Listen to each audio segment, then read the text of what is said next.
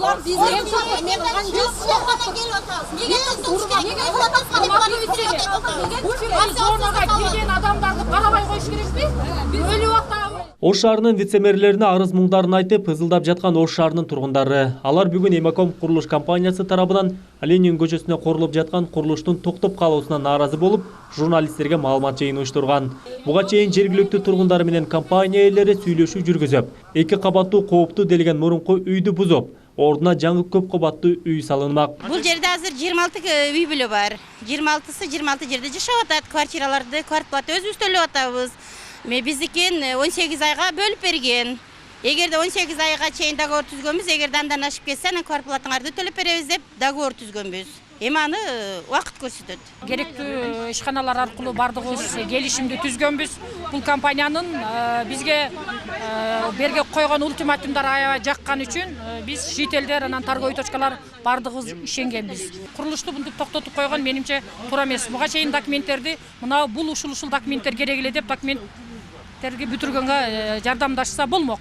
Эмаком курулуш компаниясынын юристи бардык иш кагаздар жайында экендигин айтып, кандай негизде токтоп калгандыгын өзү да түшүнбөгөндөй.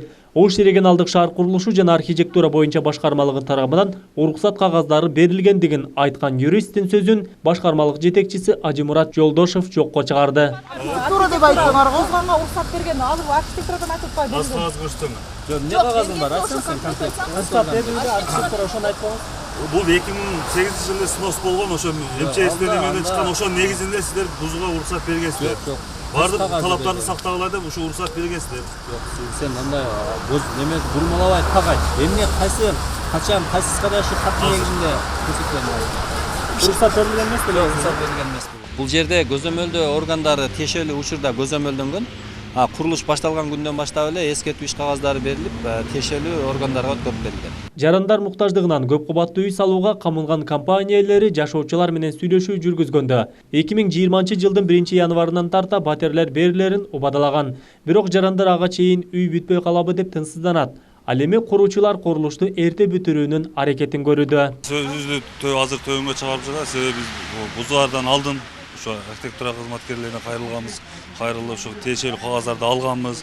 Ал ошонун негизинде жолго тиешелүү органдардын бардыгынан уруксаттарды алып, анан бул жерди бузуп алып чыгып кеткенбиз биз. Мисалы, азыр бизде ошо бузуп алып чыгып кетип жатканда, биздин мыйзам бузуу болгондо, ошол боюнча иш болот эле. Ал жөнүндө сөз болбой атат бул жерде. Сен мындай алып чыгып кеткен, анан ушулар бергенин негизинен анан бузуп алып чыгып кеттик. Түшүнбөстүктөрдү бүгүн жергиликтүү бийлик тургундар менен чогуу талдап, иштин документтик кагаздардын чоо жайын териштирди. Булар арызданып, булар даже президент бул жерде губернатор болуп турган мезгилде арызданып жүрүшкөн.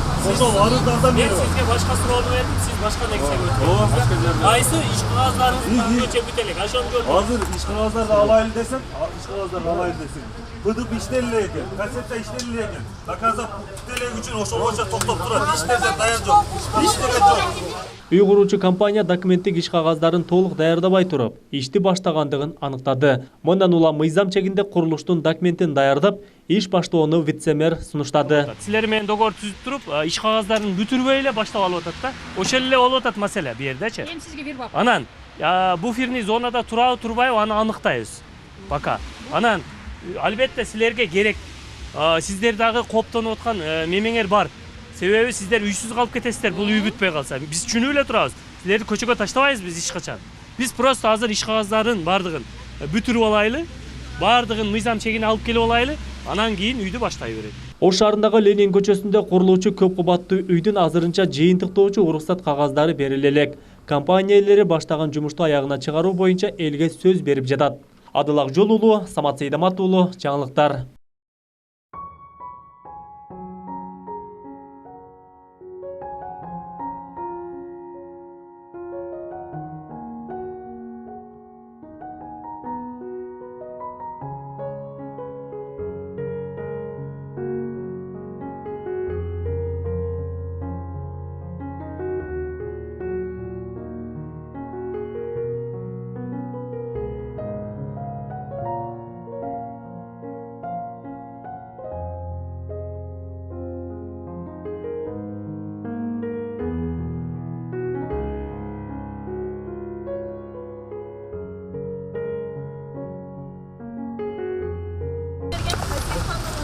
Бекзат чыгарып Суоосун негизинде ошо баягы эмчесин вот онда эмчесин кагаз деп айт конкретно Силер жана пресс-конференцияда айтып аткан архитектура деп айттыңар. Озганга уруксат берген алып архитектурадан айтып атпайбы? аз кагаз көрсөтөңөр. жок эмне кагазың бар айтсаң сен конкретно Рұқсат бердіңіз, архитектор ошоны айтпаңыз. Бул 2008-жылы снос болгон, ошо МЧСтен эмеден чыккан, ошонун негизинде сиздер бузууга уруксат бергенсиздер. жок Бардык талаптарды сактагыла деп ошо уруксат бергенсиздер. сен андай неме бурмалап айтпак айт эмне кайсы качан кайсыска да ушу каттын негизинде көрсөткөн Рұқсат берілген емес пе? уруксат берилген эмес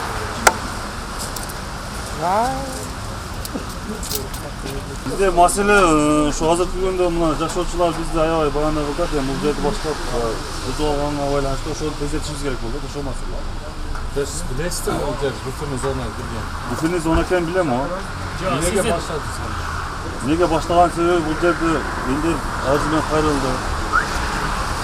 Сизге суроо берейин. Сиз туура эмес сүйлөп атасыз. Эмнеге баштадыңар? Эмне үчүн биз ушундай аварий акыбалда жашашыбыз керек? Сизге вопрос. Сиз сонун үйдө жашайсыз, 2 этаж үйдө. Сонун машиналарда жүрөсүз, сонун кийинип жүрөсүз. Элдин жашоосун көйгөйүн неге буздуңар? Бул жерде эмне адамдар жашап авария болуп, жер титиреп өлүп калыш керекпи? Же бирөө жарым өлгөндө гана кайрыласыңарбы? Сиздерге ушул вопрос. Сиз өзүңүздү тааныштырыңыз, сиздин ким экениңизди билебиз. Менин вопросума сиз жооп бериңиз. Эмне үчүн буздуңуздар деген суроо. Бул авария болсо үй болду. Жакшы билесиңер. Авария болсо үй болду. Болбосо биз сиздин үйүңүзгө барайлык, 26 адам. Бала чакабыз менен 100дөй болуп кетебиз. Батыра аласызбы? Багалайсызбы сиз бизди? Биз эмне Кыргызстандын өгөй балдарыбызбы? Кандай вопросту бербеңиз? Сиз ким болуп иштейсиз? Өзүңүздү тааныштырыңыз дагы, жакшыраак вопросуңузга жооп бериңиз. Фамилиям Азимов. Жасурман Меоша вице-мэр. Onu önümüzde karşımız gerek. Именно şu kuruluşlarla söyleyeyim. Na компания силерге келгенден бұрын bu компанияның өкілдері білет те буферный зонада. Bravo. Siz bilgensizler. De bilgen emesiz. Буферный зонаны биз бузгандан Сіздер елді заблуждениеге киргизген силер болуп атасыздар да. Елді біз сал беребиз. Kuruluş toktap kaldı degenden geldik de biz kaçanca kvartirada yaşayız. Bunlar bizi böyle ondan da algan. Çoğuşumuz çok. Bunlar biz Biz soğukana gel otasın. Nege tuzduk? Nege otasın? Bu firmanın zonaga kirген адамдарды карабай коюш керекпи? Өлүп атабы? Калып атабы? Жер тирегенде жердин тагында калып кетиш керек. Кандай болгон? Bu firmanın zonadагы адамдар адам эмеспи? Неге ошондой көйгөйдү чечпейм? Салатканда сен неге салатасың? Неге бузу деген суроону коесуң? Biz bu balдар menen Ана пичине конечно берип койсоң. arxitektura Биздерге топтоп чалдырган акыбалыбыз жок дедиңер го барганыңыздан. Неге неге буздуңар? Неге салдыңар? Биз азыр болгону 5 адам келди. Сиздерден биринчи суранып жергиликтүү бийликке кайрылайлы. Балким ушул адамдар бизге окшогондорго жардам берер деп келдик. Суранып атабыз. Мына телевидение аркылуу муну бир угуп коюң. Эгер буферный зонада жашаган адамдар адам катарына кирбей, өлсө өлүп калсын, буларды карабайбыз деген сунушту кое турган болсоңуздар, биз анда пут жете турган жерге жетебиз. Офиске чейин кайрылабыз. Мунузда токтобойбуз. Качанга чейин квартирада жашап самтырап жүрө берет. Как өгөй балдардай. Сиз ушуну өзүңүзгө бериңчи. Менин ордума коюңчу, же бунун ордуна коюң. Мына инвалидтин ордуна коюң өзүңүздү. Мындай, мен жооп берейин. Мен дагы ошону билсем. Бул Жасур Махмудович жаңы келген вице-мэр. Мен узатан бери иштейм. Сиз мына эжелер келген бала. Ушундай аварийный состояниеде келген.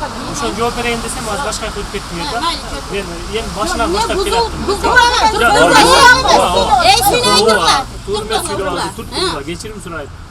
Биринчиден, бул Эмеком сиздер менен договор түзгөндөн кийин иш кагаздарын бүтүрүш керек. Иш кагаздарын архитектурадан, тийиштүү мэриядан бардыгын бүтүргөндөн кийин анан иш башташат. Мыйзам бар да. Бардыгы өзүнүн очеретинде кетиш керек да. Булар азыр бүгүнкү күндө кандай кылып атат? Силер менен договор түзүп туруп, иш кагаздарын бүтүрбөй эле баштап алып атат да. Ошол эле болуп атат маселе бу жердечи. Эми сизге бир вопрос. Анан буферный зонада турабы турбайбы аны аныктайбыз. Пока. Анан албетте силерге керек. Сиздер дагы коптонуп аткан мемеңер бар. Себеби сиздер үйсүз калып кетесиздер, бул үй бүтпөй калса. Биз түшүнүп эле турабыз. Силерди көчөгө таштабайбыз биз эч качан. Биз просто азыр иш кагаздарын бардыгын бүтүрүп алайлы, бардыгын мыйзам чегине алып келип алайлы, анан кийин үйдү баштай беребиз. Сиздерде эч проблема жок. Сиздерди бүтүрүп берет. hiç koptonбогулар. Hiç sizlerden göçürüp koyup sizler je үйдөн жок, je башкадан жок албайсыздар. Телевидение айтып атпайт, токтотулду, стройка башталбасын деп. Мындайда мыйзам бар да. Бардык нерсе мыйзам чегинде кетиш керек. Айтып атпайм, булардын иш кагаздары толук бүтө эле келе башталган да. Толук бүтө эле. Эми туруңуздар, бир суроо. Эгерде булардын мына юрист турат, Эмекомдун юристи. Эгерде булар иш кагаздарын толук бүтүрбөй туруп, уруксатты ким берди буяка бузганга? Бирөөнүн үйүн бар эле огородуна кирип туруп, бирөөнүн зымын же болбосо бир стойкасын үзүп көр, попробуй. Эч нерсе кыла албайсың. Бирөөнүн зонасынан кире албайсың. Сиздердин уруксатыңыздар жок. Архитектуранын уруксаты жок, газдын уруксаты жок. Эмне үчүн бул үйдү бузганга уруксат бердиңиздер? Сиздер эмне үчүн буздун деп ошого айтып атам. Эмеком компаниясы менен келишим түзгөнүбүздү баарыңыздар билесиздер. Прекрасно. Токтотуп тургула. Биринчи документти турлагыла. Анан уруксат бересиздер. Раз үй бузулдубу, раз курулуш керек. Бузулганга уруксат бердиби? Курганга да уруксат беришиңерди ойлошуңар керек. Эмекомдун өкүлү. Сиздер кайсы иш кагазыңыздар бул абалга жетип бул өзүбүз эле жакшы билет экенбиз. Бул бузулуш керек деген токтомуш керек. Бузулду дейт. Эми ошол боюнча эле турат азыр чынымды айткандачы. Ошо буну биз бузбасак эч ким бузбайт эле. Дагы 4-5 үй алмашат эле бугачы. Ачыгын айткандачы, адамдар жашап ушул жерде мисалы 40 үй билет, 40 үй билет өлүп калса ким жооп берет эле? Эч ким жооп бербейт эле. Биз эле жооп бербейбиз. Булар арызданып, булар даже президент бул жерде губернатор болуп турган мезгилде арызданып жүрүшкөн. Ошол арыздардан бери сизге башка суроону бердим, сиз башка нерсеге өтүңүз. Кайсы иш кагаздарыңызды өчөп бүтелек? Ошону көрдүм. Азыр иш кагаздарды алайлы десек, быдып иштеле экен, концепция иштеле экен. Заказа бүтелек үчүн ошол боюнча токтоп турат. Иштерде даяр жок. Иштеген жок.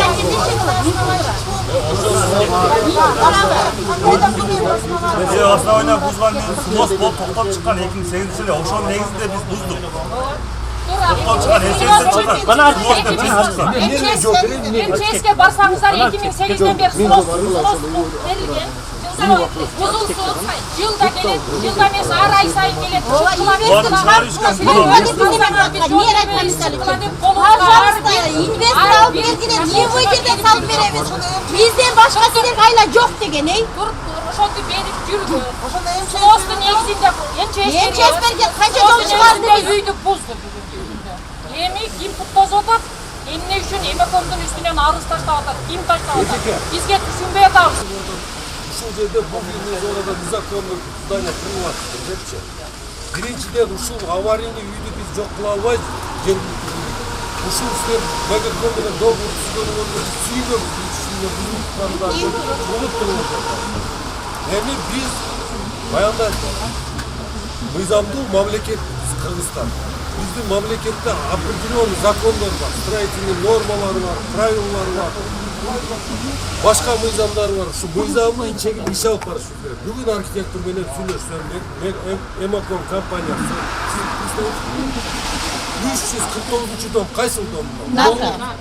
Ушул домду кошуп силер алабыз деп туруп, эскизный проект ушун түзүп туурабы? Бияк представитель ошол проект архитектурага алып келген экенсиңер. Ушундай үй салабыз деп. Архитектор дагы бул нерсени колдоп, ушунча эски үйлөр деп сөйлөп туруп, буларга керектүү документтерди алып келгиле, керектүү коркунуларды буларга тапшырып берген. Ал жерде обязательно бар инфраструктуранын коркунусу, буферный зонага кирип алгандыгына байланыштуу. Дагы башка коркунуларды алып кел дегенде, бирок бүгүнкү чейин ал коркунулар архитектурага келбей эле мына өткөндө котлованы казыла баштап тургун, астында баягы подушкасы куюла баштап. Ошол моментте бизге инфраструктурадан чоң элдер жабылып койгон. Эми түнкүрүп коюп, биз Эмеком компаниясы менен сүйлөштүк, бирок приостановить деп атат. Мына разрешенияларды алганга чейин бир жолу токтотуп биз талкуулап бузганы келдик. Токтотула дагы болгону котлованы барып ошо инфраструктурадан сатыгарды алып келгиле деп буларга айттык, түшүндүрүп, мэрияга чакырып. Немеге берейинби?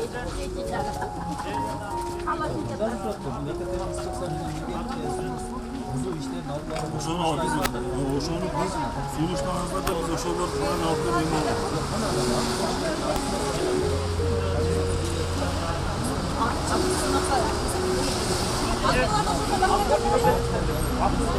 Deve ser agora,